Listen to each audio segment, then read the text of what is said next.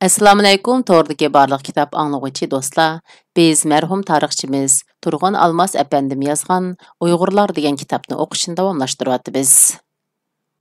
Alip Ertonga milodidan 625 yil burun olamdan o'tgandan keyin Turan davlati, ya'ni Saklar davlatiga Amurux, Tumaris shu atliq xonlarning yetakchilik qilganligi ma'lum. Key Xisrav o'lgandan keyin uning qerindishi Astiyag podsha bo'ldi. Uningdan keyin Ahmanilar sulolasiga Keykavus, Yunoncha Kirus podsha bo'ldi. Keykavus Saklarga hujum qilib, Saklarning xoni Amuruxni asir oldi. Yunan tarixchisi Kitsi Saklarning xoni Amuruxning ayoli Simapitraning erkak va ayollardan qo'shin tashkillab, Eron bilan urushganligi, urushda uning Keykavusni mag'lub qilib, Amuruxni ozod qilganligini yozadi. Kitsning ma'lumotiga qaraganda, shundan keyin Saklar Keykavus bilan ittifoq tuzgan, lekin Keykavus bitimga amal qilmay, O'rta Osiyoga bisib kirgan. Herodotning bergan ma'lumotidan qaraganda, bu chaqda Masagitlar ulug' Saklarga Malika Tumaris yetakchilik qiladi. Keykavus O'rta Osiyoga qilgan bosqinchilik yurishida Amu daryosining orqasidagi cho'llarning ichkirisiga kirib qilib, o'zining orqa sepidan ayrilib qolgan. Keykavus mag'lubiyatga uchragan va jangda o'lgan. Herodot bizga Keykavusning bu yurishining tafsili ahvolini yezib qoldirgan. Herodot bu tafsilotlarning tasvirini Tumaris haqida rivoyatdan olgan. Tumaris to'g'risidagi rivoyatda uning bir tulumga qon to'ldirib, jangda o'lgan Keykavusning beshini "Qonga to'ymas qonxur, qonga to'ysun" deb shu tulumga tiqqanligini aytidi. O'rta Osiyo xalqlarining ulug' onasi, aql farosatlik, botur yuraklik, vatanparvar Turan xotun qizlarining shonliq ulgisi bo'lgan Tumarisning Alip Erdo'g'anning avrisi ekanligi ehtimolga nihoyat yaqin. Pavel Vittikning hukmicha Tumarisning ismi Tümür bo'lib, Yunan tarixchilari tarafidan Tumuris deb yozilgan. Biz yuqorida Turkiy tillar devonidagi Alip Erdo'g'aga bag'ishlangan daston parchalarini, Alip Erdo'g'a va uning varislari to'g'risida Yunan, Eron manbalarida aytilgan rivoyatlarni tilga oldik. Tuanda Jungoning o'rta asrdagi tarixchilari yozgan yilnomalaridami misol keltiramiz. Milodining 714-yili Ildirish Qutlug' qag'onligi keyin qurilgan Sharqiy Turk qag'onligining qag'oni qapagan qag'on Beshbaliqni Tang imperiyasidan tortib olish uchun o'z o'g'li To'ng'a Tekin qo'mondonligida bir turkum turk qo'shinlarini Beshbaliqqa mangdirgan. To'ng'a Tekin Beshbaliqni muhosiraga olgan. U kunlarning birida o'zi otliq yolg'iz Beshbaliq shahrining sepili tuviga kelib, ahvolni kuzatgan va shu paytda bo'ktirmada yotgan dushman tarafidan o'ldirilgan. Simoguangning yilnoma, Xanzucha 211-jild. Türkler shundan boshlab har yili To'ng'a Tekin o'lgan kuni uni xotirlab murosim o'tkazadigan bo'lgan. Bu türklarning eng qadimgi ajdodi Alip Erdo'g'aning nomi qo'yilgan To'ng'a Tekinni xotirlash orqali Alip Erdo'g'ani xotirlaganligini tushundirdi. Milodidan 329 yil burun Iskandar Zulqarnayn O'rta Osiyoga besib kirganda, uningga qarshi turk qag'onining qo'shin avatganligi to'g'risida Mahmud Qashqari mundaq deb yozgan edi. Manga Muhammad Chaqir Tunqa xon o'g'li Nizamiddin Israfil To'g'an Tekin o'z otasidan anglaganlarini so'zlab berib mundaq degaydi. Zulqarnayn Uyg'ur eliga yaqinlashganda, turk qag'oni uningga qarshi 4000 odam avatgan. Ularning qalpoqlarining qanotlari lochin qanotlariga o'xshash ekan. Ular o'qni oldiga qandoq atsa, keynigimi shunday qustuliq bilan atadi ekan. Zulqarnayn ularni ko'rib hayron qopdi. Mahmud Qashqari tilga olgan bu rivoyat Iskandar O'rta Osiyoga besib kirgan zamondagi tarixiy ahvolga uyg'un keladi. Iskandar milodidan 334 yil burun 30 ming piyoda askar, 5 ming otliq askardan tarkib topgan qo'shinga tayinib sharqqa yurish boshlagan. U 10 yil ichida Kichik Osiyo, Suriya, Finika, Misr, Eron, O'rta Osiyo mamlakatlarini va Hindistonni bo'ysundirib olgan. Iskandar shu yurishlarining birida Eron Ahmonilar sulolasining podshohi Dara 3ning qo'shinlarini Gavkomil degan joyda o'zilkisil tarmar qilgan. Dara 3 sharqqa qarab qaçqan. Uni o'z nasldan bo'lgan BCC o'ldirgan. BCC O'rta Osiyoga qechib kelib saklardan yordam so'ragan. Shu chaqda O'rta Osiyodagi saklarning shu nomli xoni bor edi. U Mahmud Qashqari tilga olgan Turk qag'ani to'marisining varislaridan biri deb qiyos qilingan, shuning o'zi bo'lishi ehtimoliga nihoyat yaqin. İskender O'rta Osiyoga bisib kirganda, BCCning iltimosiga ko'ra, balki o'z mustaqilligini saqlab qilish maqsadida 4000 kishilik otliq Uyg'ur qo'shinini İskenderga qarshi mangdirgan Turk qag'ani mana shu edi. Qandaqlı bo'lmasin, saklar İskenderdan mag'lub bo'lgan va g'arbga ko'chib, Issiqko'l atrofidan Qashqargacha kelgan. Sak deb atalgan ajdodlarimizning birinchi qitim g'arbga Oltay atroflariga ko'chishi milodidan 7 asr ilgari Olib Erdo'g'anning Kayxisrovdan yengilib qolgan davrida bo'lgan edi.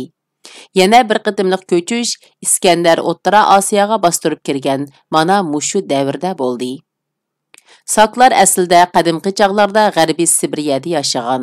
Ular milodidan 10 asr burun o'zlarining sharqda yashaydigan qarindoshlari sarmatlarning hujumiga uchradi. Shu sababdan saklar janubga surilib, Qora dengizning shimoliga ko'chdi.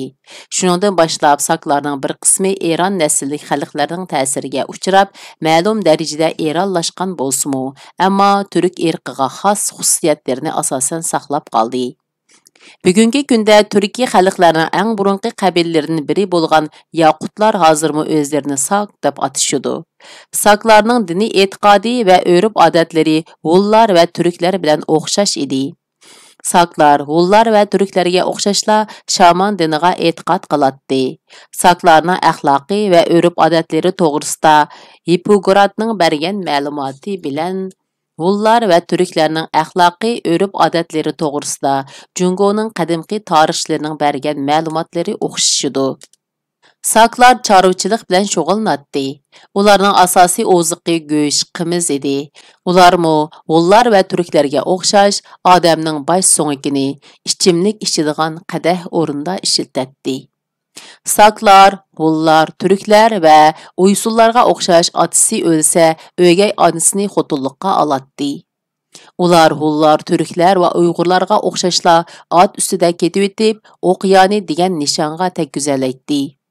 Hunlar, turklar, Uyg'urlar shaman aqidasi bo'yicha kunga, oyga cho'qinadi. Saklarmo shundaq edi. Lekin saklar quyosh tangrisini bakrak oliy biladi. Hunlar bo'lsa oy tangrisini bakrak hurmatlaydi. Shuning uchun Hunlar urush harakatlarini oy to'lganda elib boradi, oy kichiklashganga boshlaganda qo'shinlarini chekindiradi. Uyg'urlar o'z ismlarining beshiga kun, oy so'zini qo'shib atashni yaxshi ko'radi. Uyg'ur Urxun qag'aligining 20-avlod qag'ani o'zini kun davrida ulug' bo'lmish qo'ch kutlik bilg'a qag'an deb atagan. El tekin bo'lsa o'zini oy tangrida qut bo'lmish el tutmish qo'ch qutlug' bilga qag'an deb atagan. Bu misollardan Hunlar, turklar, Uyg'urlar bilan saklarning urf-odatlarining tumurdash ekanligini belgili bo'ladi. Saklarning tarixda gullangan vaqti milodidan 7 asr burunqi chaq bo'lib, Olib Erdo'g'an ularning mashhur qag'ani edi. Tarixda bizga ma'lum bo'lgandek, Uyg'urlarning bir qismi Uyrat qabilalaridan Mong'oliyada yashagan chaqlarda Mong'olishib ketgan.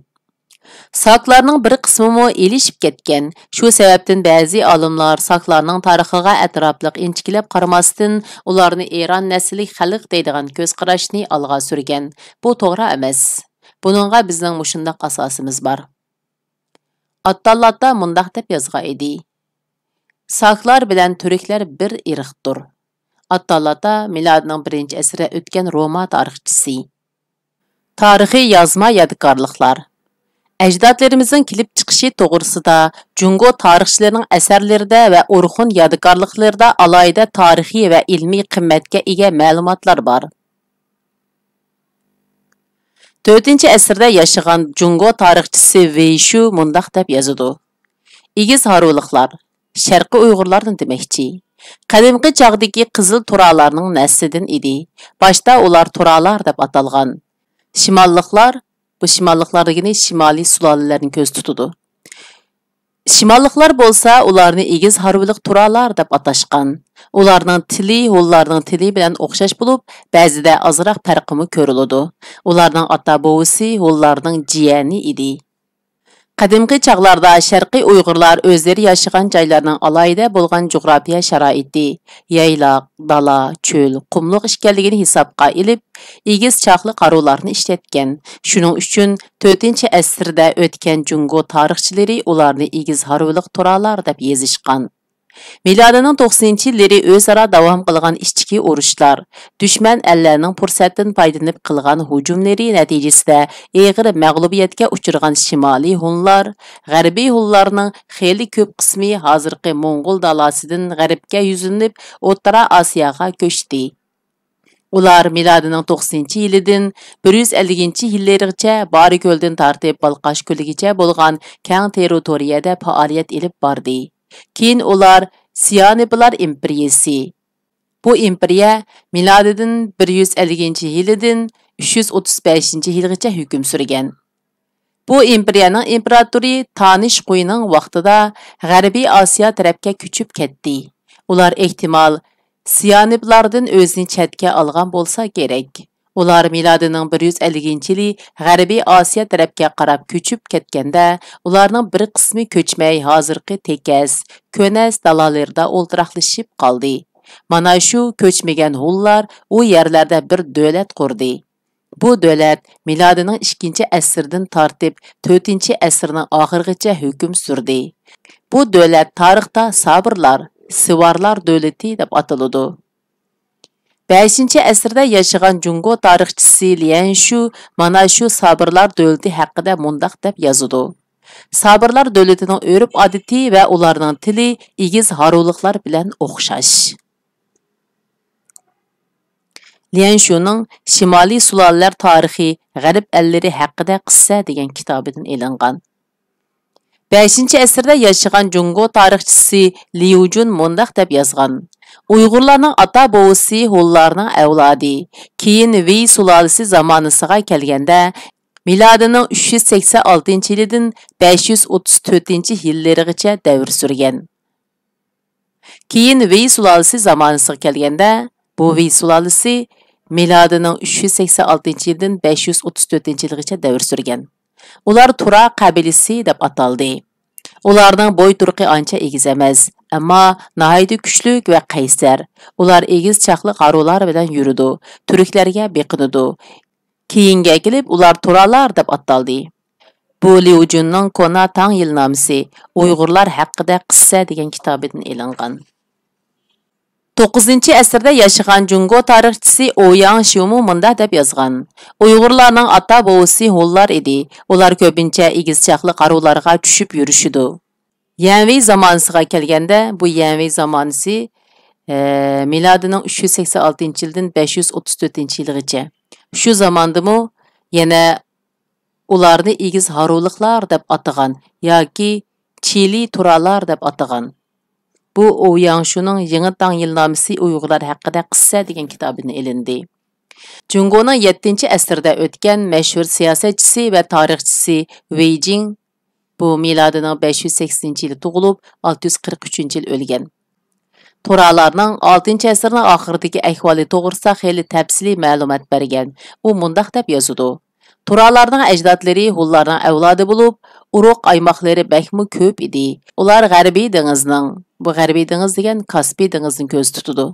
Sharqidan tortib tog' jilg'ilarini bo'ylab o'ltiraqlashgan. Wei Jing Sui sulolasi yilnomasi Turalar haqida qissa degan kitobdan.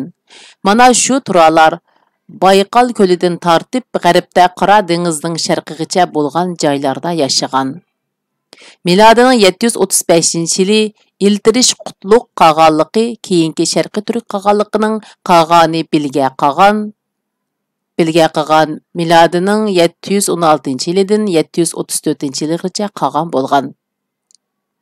Bilga qag'onning Urxun daryosining bo'yiga qo'yilgan marmar toshdan ishlangan obidasiga mundaq deb yozilgan. 9 o'g'izlar mening o'z xalqim edi. Jahon qalaymoqalashib ketganligi uchun va ichida adovat saqlab kelganligi uchun bizga dushman bo'ldi.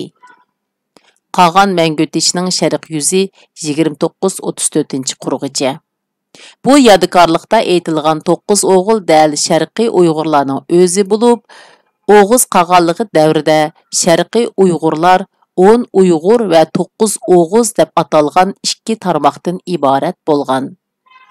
Yuqorqi keltirilgan bir qator tarixiy yozma ma'lumotlar Uyg'urlar, G'ullar va Turklarning intik jihatdan bir manbaalik ekanligini isbotlaydi. Bu qitim mush yergacha o'qidik. Davomini kelar qitim o'qiymiz. Xayr xo'sh. Allohga omonat.